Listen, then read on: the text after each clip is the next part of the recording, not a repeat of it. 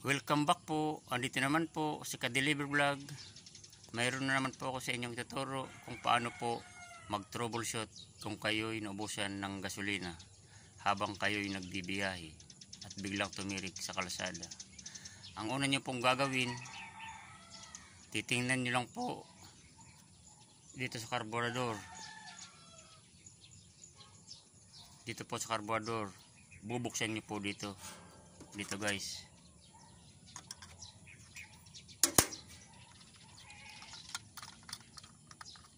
Ito guys, ang carburetor guys.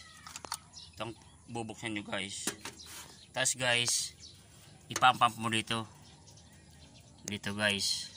Makita mo guys dito sa butas, pag ipinamp mo, may lalabas siya dito ang gasolina guys. Diyan mo madidetect kung naubusan ka ng gasolina guys. Dito guys, tingnan mo guys, ipapump ko siya guys. Ano guys, nakita nyo guys? Yan guys, ganyan lang guys, mag-troubleshoot guys kung naubusan kayo ng gasolina. Ganyan lang guys, ipapump mo lang siya, ganyan o. Nakita nyo guys, may lumalabas yung gasolina guys, ganyan lang po.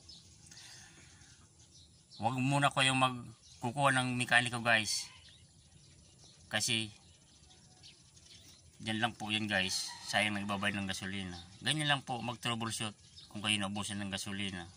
Sa mga inject fuel naman po, karamihan kasi ngayon mga inject fuel, wala nang carburetor guys. Ito lang guys, tatanggalin nyo papunta sa inject fuel, tatanggalin nyo siya. Madali lang yun guys. Tapos start mo siya guys, may malabas ang gasolina. Kung walang nabuhin ka ng gasolina, wala yun lalabas. Kaya yun lang guys, bibili ka lang ng gasolina guys. Napakadali guys. Yun lang guys kung paano mag troubleshoot guys, kung paano madiditik na wala ng gasolina guys. Sa karamihan kasi guys, ang gauge kung minsan nasisira din. Makikita mo nasa 8, yung parang ganun siya, yung kamay niya, yung gauge. Pero yung gauge pala yun, sira na guys. Kaya bigla ka lang matiri. Titingnan mo lang siya guys dito guys, sa carburetor guys. Ipapump mo lang siya guys. Ano? Makita mo yan dyan guys. Kung walang gasolina guys, bibili ka na lang guys. Madali lang yan guys.